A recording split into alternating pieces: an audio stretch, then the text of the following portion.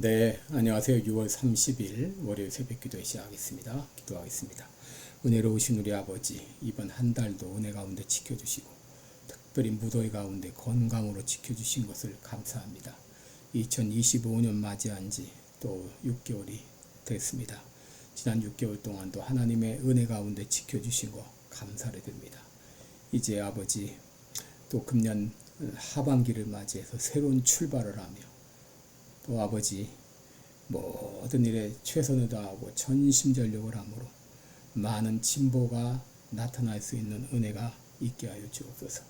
세계 만방에서 복음을 전하는 모든 선교사님들 건강으로 지켜주옵시고 또 연약한 성도들 긍휼을 베풀어 주시고 주의 능력의 손으로 어루만져 주옵소서. 깨끗이 나음을 얻게 하여 주옵소서. 한국의 상황이 심히 위중한 가운데 있사오니 아버지 긍휼을 베풀어 주시고 아버지 정의가 살아 움직이는 나라가 되게 하여 주옵소서. 시카고 필라델피아 교회에 하나님의 놀라운 은혜의 역사가 나타나게 하여 주옵소서. 오늘도 함께 하신 주님을 찬양하며 예수님의 이름으로 기도드리옵나이다. 아멘. 네, 찬송가 429장입니다. 세상 모든 풍파너를 흔들어 429장입니다. 예전 찬송가는 489장입니다.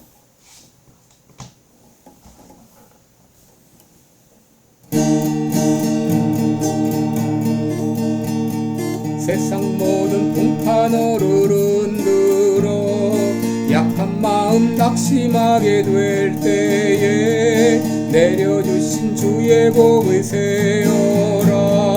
주의 크신 복을 내가 알리라. 받은 복을 세어보아라. 크신 복을 내가 알리라. 받은 복을 세어보아라. 주의 크신 복을 내가 알리라. 세상 근심 걱정 너를 이루고 십자가를 등에 지고 나갈 때 주가 내게 주신 복을 세어라. 두려움 없이 항상 찬송하리라. 받은 복을 세어보아라.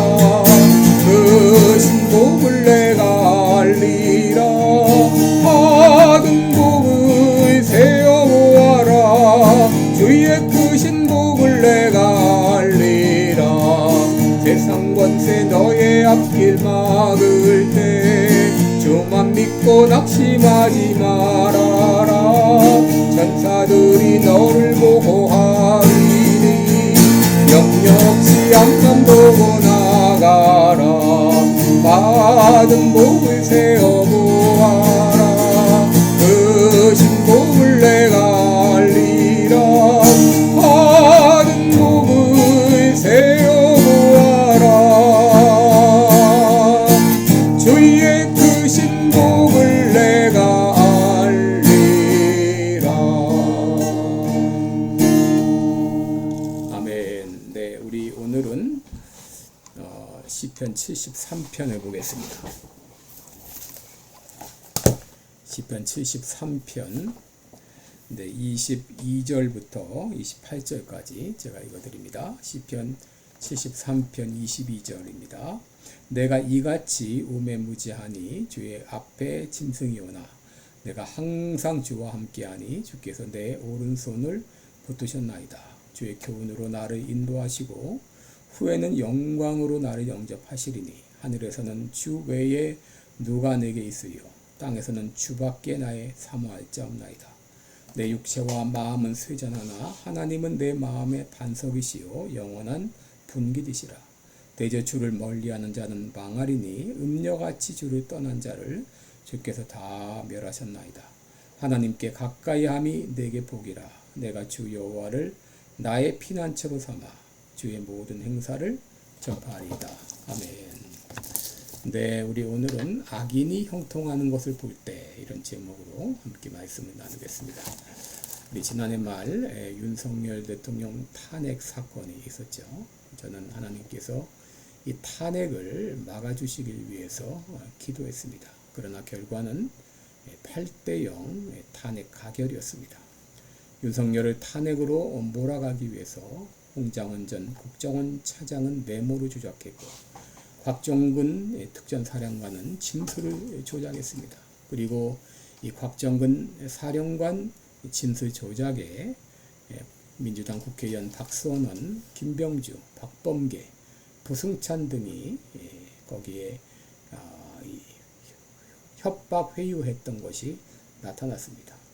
그리고 지난 6월 3일 날 대선이 있었는데 저는 김문수가 대통령에 당선되기를 간절히 기도했습니다. 그러나 결과는 이재명이 당선되었는데 그것도 제대로 된 선거가 아니라 부정선거를 통해서 당선이 되었습니다. 여러분, 이런 현실을 보면서 하나님이 어떻게 하시려고 이렇게 악인들을 가만히 두시는가? 하나님은 지금도 일하고 계시는가?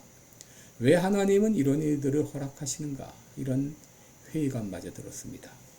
특별히 지난 탄핵 전국 때 추운 겨울 길거리에서 노숙을 하며 금식 기도를 하면서 대통령을 지켜달라고 기도한 사람들이 얼마나 많습니까? 그런데 하나님은 그들의 간절한 기도를 외면하신 것처럼 보입니다. 여러분, 우리는 하나님의 선하심을 믿습니다. 하나님은 의인에게 복을 주시고 악인을 벌한다고 믿습니다. 그러나 현실적으로는 그렇지 않은 일들이 왕왕 일어나고 있습니다. 오늘 본문은 아삽의 시입니다. 여러분, 시편에 아삽의 시가 자주 등장하는데 이 아삽이 누군가? 아삽은 12지파 가운데 레위 지파의 후손입니다. 레위 지파는 제사장 지파이고 성전에서 봉사하는 지파였는데 아삽은 회막에서 찬송하는 찬양 대원이었습니다. 그만큼 하나님을 가까이서 섬기는 사람이었는데 그가 시험에 들었습니다.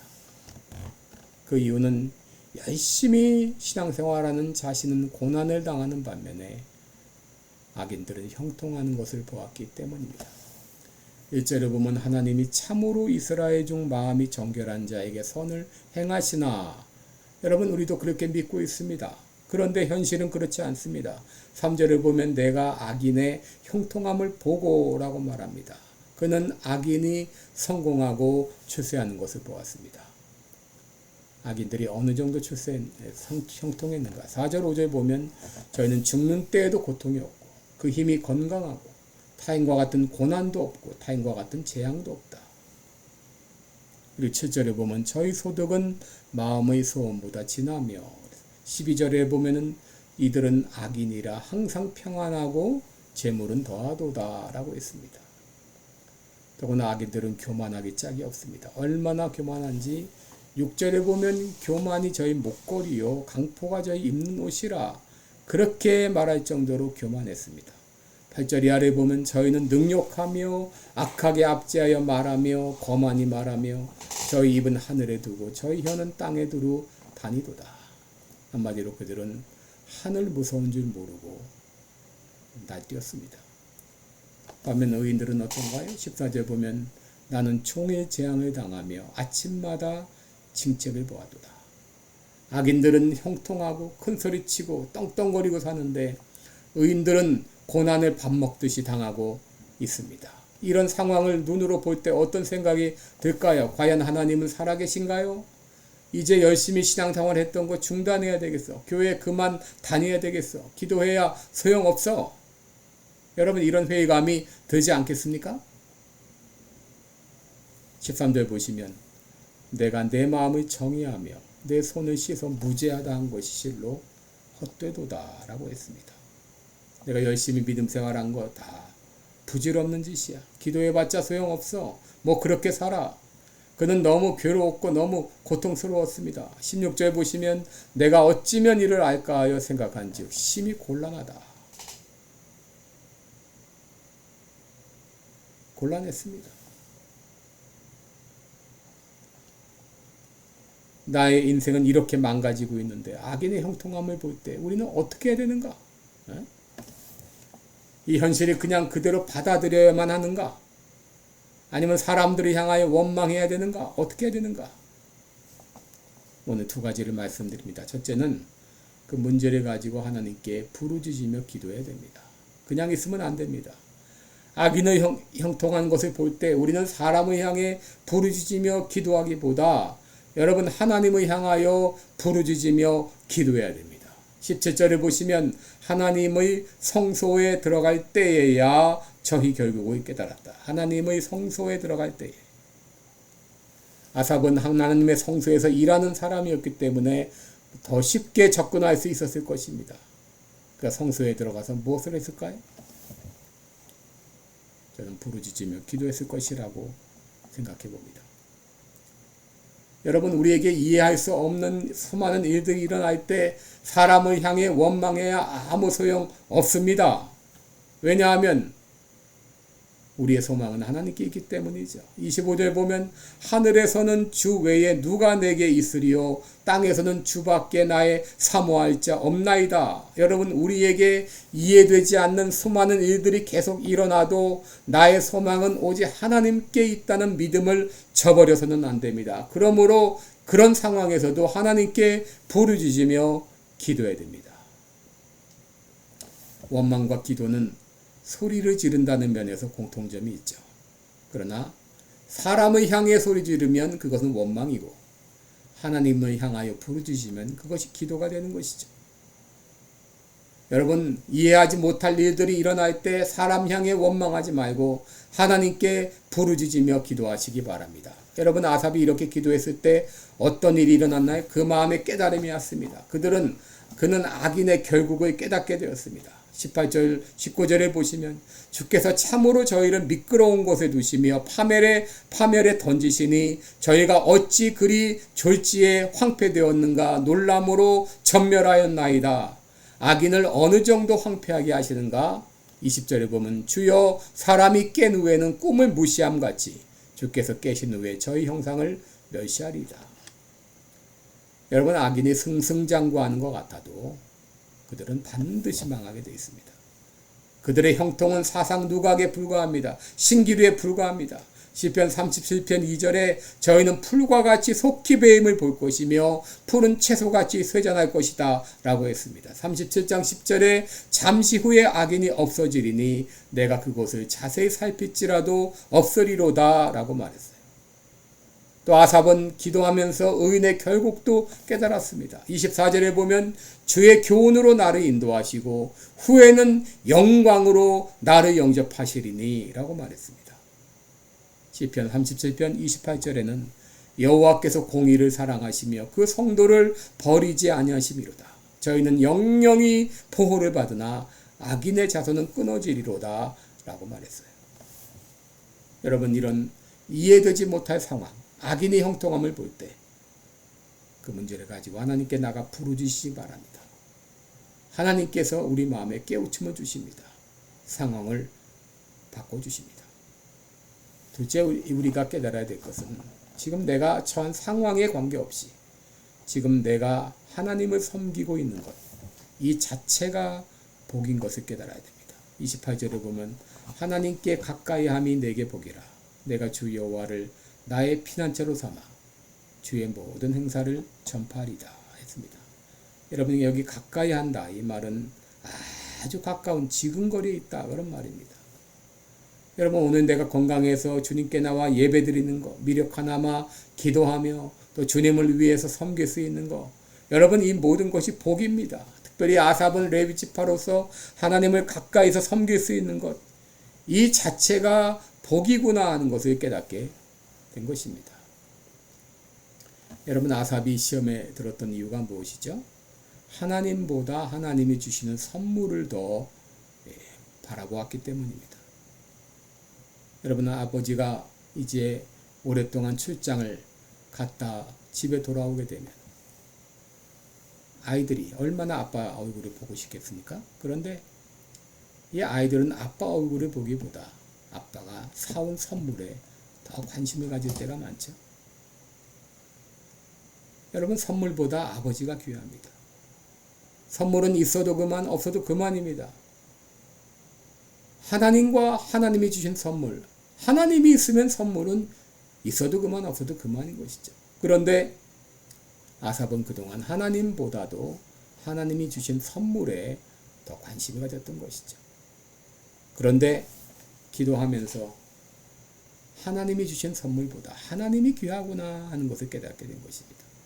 이것이 바로 하박국의 찬송입니다. 하박국 3장 17절 18절을 보면 비록 무화과 나무가 무성치 못하며 포도나무에 열매가 없으며 감람나무에 소출이 없으며 밭에 식물이 없으며 우리의 양이 없으며 외양간에 소가 없을지라도 나는 여호와로 인하여 즐거워하며 나의 구원의 하나님을 인하여 기뻐하리로다. 여러분, 상황이 어렵다고 흔들리지 마시기 바랍니다. 일이 마음먹은 대로 되지 않는다고 원망하지 마시기 바랍니다. 여러분, 내가 어떤 상황에 있든지 사람을 원망하지 말고 하나님께 부르짖으며 기도하시기 바랍니다. 기도하는 가운데 하나님이 우리의 눈을 열어주십니다.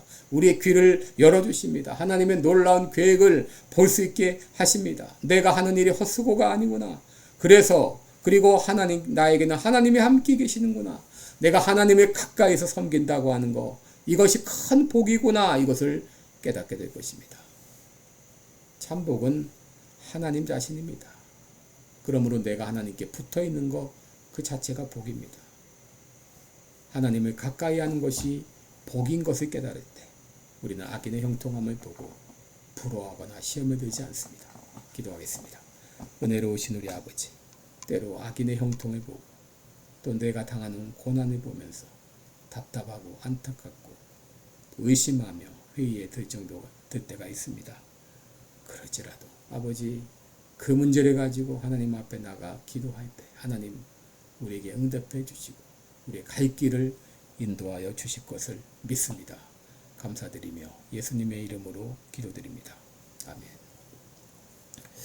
네, 여러분, 오늘도 복되고 은혜로운 하루 되시길 축원합니다. 여러분 사랑하고 축복합니다. 고맙습니다.